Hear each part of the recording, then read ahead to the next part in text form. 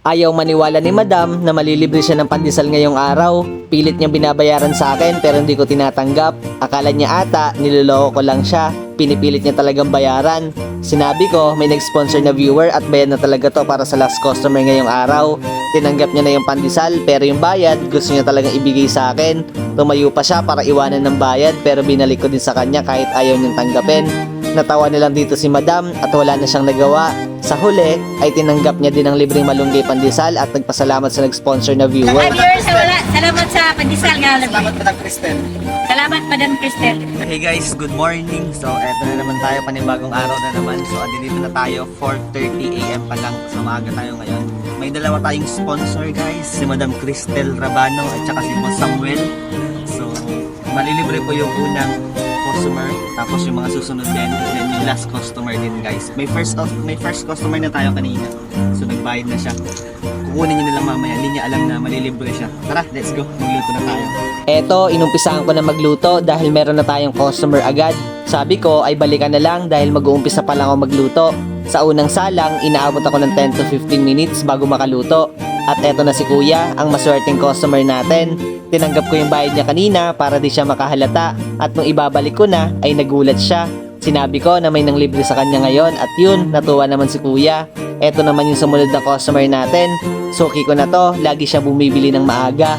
Tinanggap ko din yung bayad niya kanina para hindi siya makalata na malilibre siya. At yun, nagulat din siya nung ibinalik ko yung bayad niya. Maraming salamat daw sa nag-sponsor.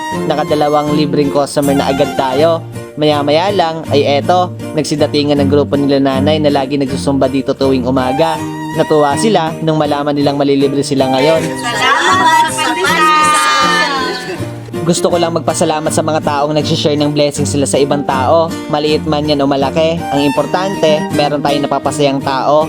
Marami na tayo na-inspired at napapasayang tao sa mga vlog na ginagawa natin. Kaya eto, dito nila dinadaan yung happiness na nabibigay natin sa kanila.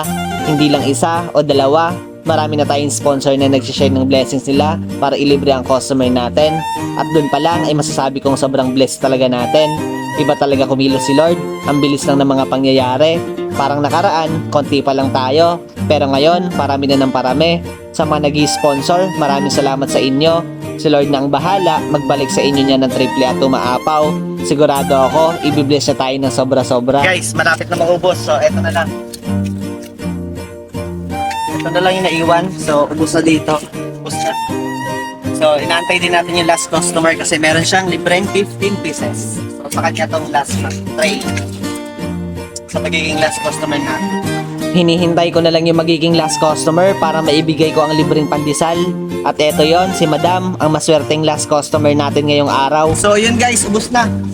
Uuwi na tayo. Ligpitan na. Si Madam na yung last customer natin. Ubos na. Ibis na rin dito. Uwi na tayo. Buti na lang, hindi mainit ngayon. So hanggang dito na lang ako guys. Huwag niyong kakalimutan mag-like and share. Kita-kits sa ating next video. Maraming salamat!